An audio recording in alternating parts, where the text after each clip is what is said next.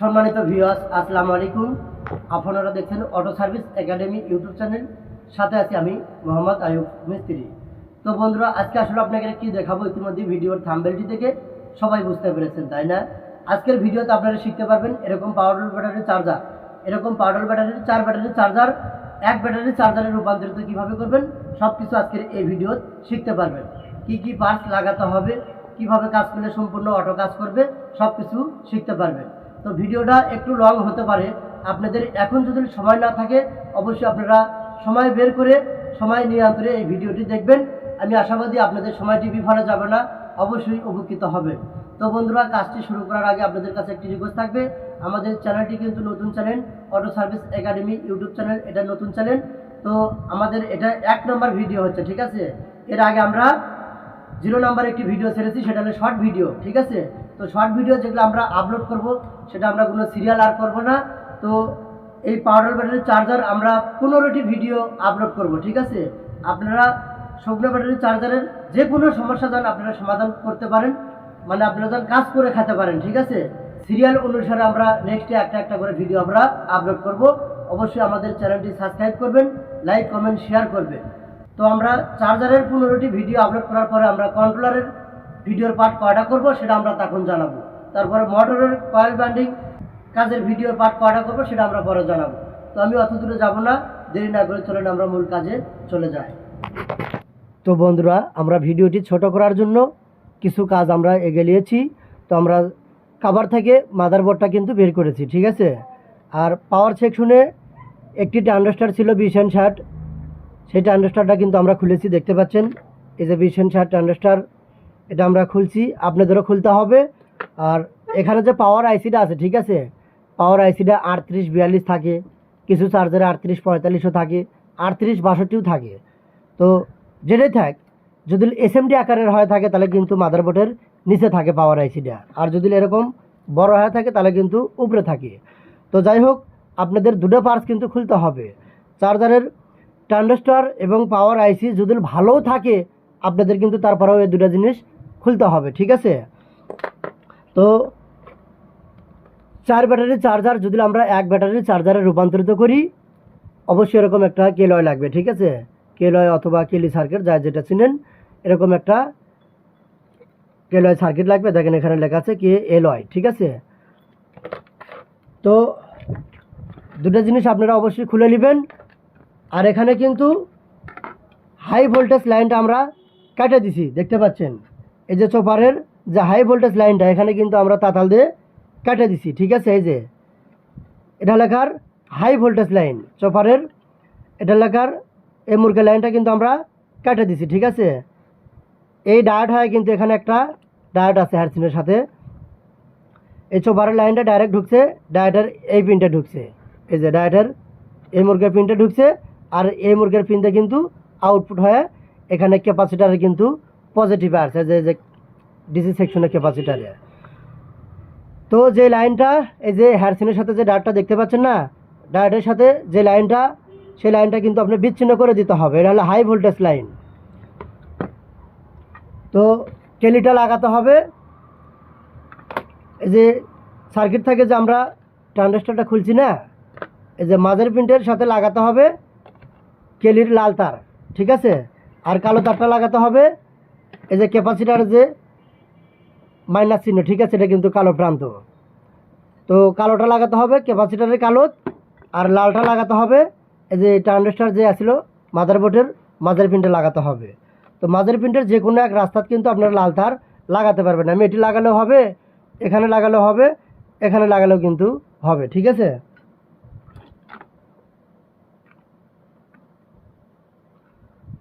তো আমি মাদার পিনটা কিন্তু অলরেডি লাল তারটা লাগালাম। এখন এই যে কালো তারটা ক্যাপাসিটারে কালো লাগা দিব, ঠিক আছে? ক্যাপাসিটারে কালো লাগিয়ে দিবে, যেটা কিন্তু কালোর প্রান্ত।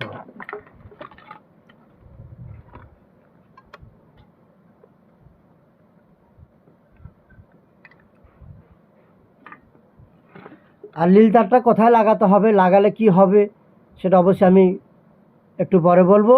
নীল তারটাও কিন্তু লাগাতে হবে, কোথায় লাগাতে হবে আমি পরে দেখে দিব, ঠিক আছে? এখন আমাদের কাজ করতে হবে এই যে চপারের লাইনটা যে আমরা কাটলাম না, এই ডায়োডত কিন্তু লাইনটা দিতে হবে, ঠিক আছে, এই ডায়োডত কিন্তু লাইনটা দিতে হবে। তো আমরা এই যে কাটার বিপরীতে একটা ঝালাই করব, কাটার বিপরীতে ঝালাই করলাম, ঠিক আছে। এটি কিন্তু কাটায় যে ভালো করে দেখুন, এটি কিন্তু কেটে দিছি এই লাইনটা। এখন এই যে এখানে যে ফাঁকা টার্মিনালটা, এই যেটার সাথে আমরা ঝালাই করব, ঠিক আছে। এই লাইন যেটা এর মধ্যে ঘুরে ঘুরে এর মধ্যে আরও দুটো পিন দেখতে পাচ্ছেন, এটা কিন্তু একই লাইন, এটা হলে নেগেটিভ প্রান্ত। এই যে আপনারা ক্যাপাসিটার দেখেও কিন্তু নির্ণয় করতে পারবেন, ঠিক আছে। এই যে ক্যাপাসিটারের এটা কিন্তু নেগেটিভ, তাহলে চপারের এই 1 নম্বর পিন এটাও নেগেটিভ, এটাও নেগেটিভ। তারপরে এর মধ্যে ঘুরে ঘুরে এই রাস্তা যে জায়গায় গেছে সেটা কিন্তু নেগেটিভই, ঠিক আছে। এই রাস্তা লাগালে হবে না, তার মানে এটা আমরা পজিটিভের লাইন পাইছিলাম, এটা আমরা এখন বাদ দিব, ঠিক আছে। আমরা যে ফাঁকা যে একটা টার্মিনাল, এই ফাঁকা টার্মিনালের সাথে আমরা ঝালাই করে দিব এই তারটি। আপনারা 4 আঙ্গুল পরিমাণ একটি তার নেবেন,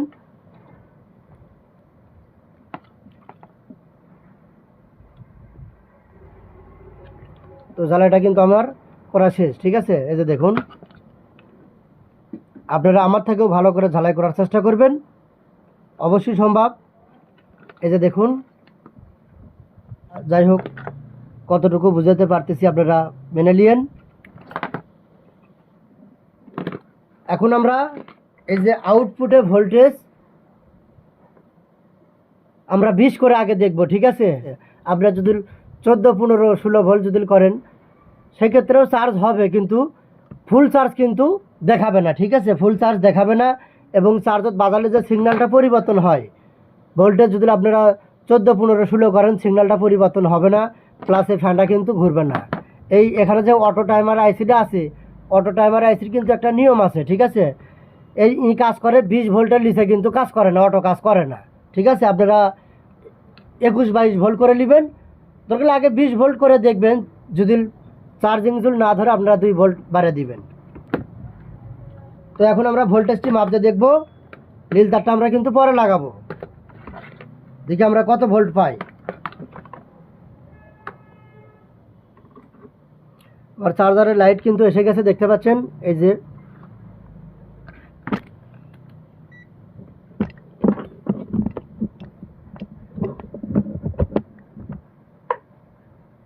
তো এখানে দেখি আমরা আউটপুট কত পাই। আউটপুট পাচ্ছি কত ভোল্ট, 33 ভোল্ট আমরা পেয়েছি। তো আমাদের ভোল্টেজ কিন্তু একটু কমাতে হবে। তো ভোল্টেজ কমানোর জন্য কি করতে হবে, এখানে যে কেলার যে ভেরিয়েবল আছে, ঠিক আছে, এই যে ভেরিয়েবলটা কিন্তু ঘুরাতে হবে। তো অবশ্যই আপনারা বিদ্যুতের লাইনটা অফ করে আনতে হবে, ঠিক আছে, অফ করে আনতে এই লাইনটা মানে ভেরিয়েবলটা ঘুরাবেন। আপনাদের নিরাপত্তা কিন্তু আগে বজায় রাখতে হবে, ঠিক আছে। তো ভেরিয়েবল আমি ঘুরেছি, দেখেন ভোল্টেজ কিন্তু কমছে, 18 থাকছে। তো 21 ভোল্ট করলাম। এখন আমরা চার্জ দিয়ে দেখবো, একটি ব্যাটারি নিয়ে আসবো, ব্যাটারি এসে চার্জ দিয়ে দেখবো। দেখি ব্যাটারিটা তুলে নিয়ে আসো তো, দিক সরে দাও, হ্যাঁ দাঁড়াও। এখন চার্জিং সকেটটা বের করি,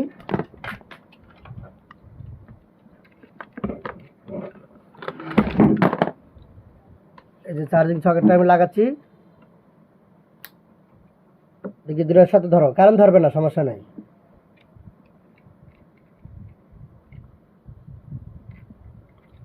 তো চার্জ কিন্তু ধরেনি, আমরা ভোল্টেজ করছি কত, 21। তো ভেরিয়েবলটা আর একটু বাড়াবো আমরা। তো আমরা 22 ভোল্ট সাপ্লাই করে নিচ্ছি, দেখতে পাচ্ছেন। কিছু কিছু চার্জারত কিন্তু আরও 2-1 ভোল্ট বেশি করা লাগতে পারে। আপনারা আগে 20 করে নিয়ে দেখবেন, আগে 20 ভোল্ট করে নিলে আন্তরে চার্জে দেখবেন, যদি চার্জ না ধরে অবশ্যই তখন 2-1 বারে দিবেন। তো আমরা এখন ব্যাটারির সাথে লাগাবো।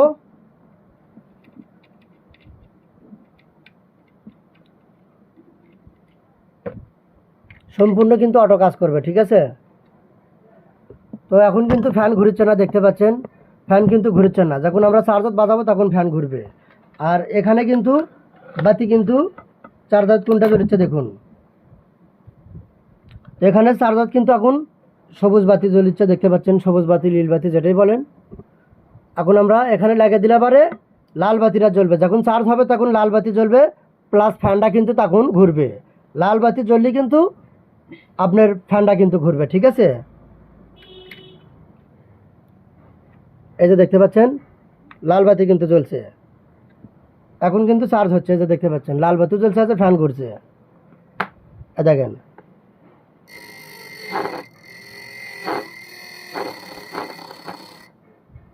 আপনারা দেখতে পাচ্ছেন চার্জ কিন্তু নিচ্ছে, ঠিক আছে।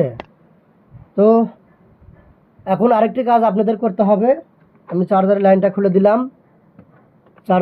খুলে দিলাম, আপনাদের আরেকটি কাজ করতে হবে। এই যে নীল কালার যে তারটা, নীল কালার তারটা কোথায় লাগাবেন? এখানে যে অক্টো কাবলার নামে একটি পার্স আছে পিসি, ঠিক আছে, এই যে অক্টো কাবলার। তো আমরা ইনপুট সাইডে লাগাবো, ঠিক আছে। এই যে পিসির এর নাম পিসি, অক্টো কাবলার নাম দুটেই। এই যে দেখুন আমরা ইনপুট সাইডে লাগাবো, মানে কারেন্ট সাইডে। কিছু কিছু চার্জারত এই মুরকাটাত লাগান লাগে, কিছু কিছু চার্জারত এই মুরকাটাত কিন্তু লাগান লাগে। তো আপনারা হয়তো এই মুড়ে লাগালেন, লাগে যদি কাজ না হয় অবশ্যই এর থেকে ঘুরে এরপর কেটার দিবেন। কিছু কিছু চার্জারে কিন্তু দূরের একটা লাগালেই হয়, ঠিক আছে। আবার এটাত লাগাচ্ছি কাজ হচ্ছে না, মানে পুরো লাইনটা বন্ধ। এটাত লাগাচ্ছি পুরো লাইনটা বন্ধ, দরকার নাই, আলগুছে করা পেছে তারটা কেটে দিবেন। আর যদি এই তারটা যদি খায়, মাদারবোর্ডে যদি খায়, অবশ্যই খাওয়াতে হবে।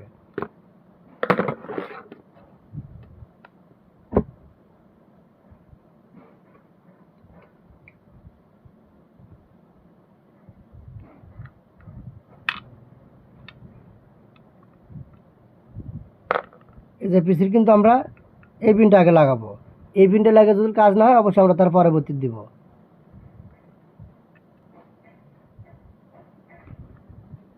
তো অবশ্যই আপনারা ভালো করে তারটি ঝালাই করার চেষ্টা করবেন। তখন আমরা চার্জ দিয়ে দেখবো চার্জিংটা ধরে নাকি। তখন আমরা পাওয়ার লাইনটি দিয়ে দেখব।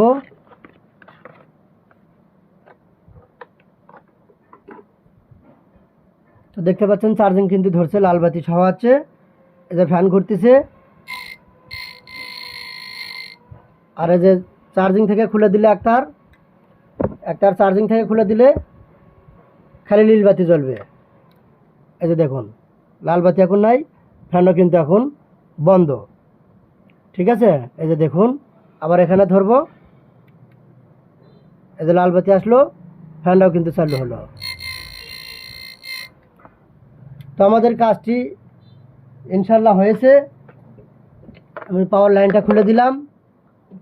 তো আপনাদের অবশ্যই একটি কাজ ভালোভাবে করতে হবে, এই যে কেলিটা হেয়ারসিনের সাথে কিন্তু ভালোভাবে সেট আপ করতে হবে। এই যে এই ডান্ডাস্টার যেভাবে সেফটি হিসেবে থাকে, আপনাদের এই কেলিটা কিন্তু সেভাবে কিন্তু লাগাতে হবে, ঠিক আছে। প্রয়োজনে এই যে এখানে যে বিটটা দেখতে পাচ্ছেন, দরকার হলে গ্যান্ডিং দিয়ে আপনারা বিটটা মেরে দিবেন, ঠিক আছে। এই লাটটা ভালো করে লাগাবেন। যদি লাট ভালোভাবে না লাগাতে পারেন, কেলি কিন্তু টিকবে না। তো আশা করি আপনারা বুঝতে পেরেছেন। আর কেলির প্যাকেটটা যখন আপনারা খুলবেন, কেলির ভিতরে কিন্তু একটা ওয়াশার পাবেন, ঠিক আছে। এই যে এরকম ওয়াশার পাবেন, ওয়াশারটা অবশ্যই এই যে ট্রান্সফারে লিখে দিবেন, ঠিক আছে। তো আমাদের ভিডিও দেখে আপনাদের যদি একটু উপকার এসে থাকে, অবশ্যই আমাদের auto service academy YouTube channel subscribe করবেন, লাইক কমেন্ট শেয়ার করবেন। এই ছিল আজকের এই ভিডিও। তো নেক্সট টাইম আমরা আপনাদের সামনে হাজির হব 2 নাম্বার ভিডিও। ততক্ষণ পর্যন্ত সবাই ভালো থাকবেন। খোদা হাফেজ, আসসালামু আলাইকুম।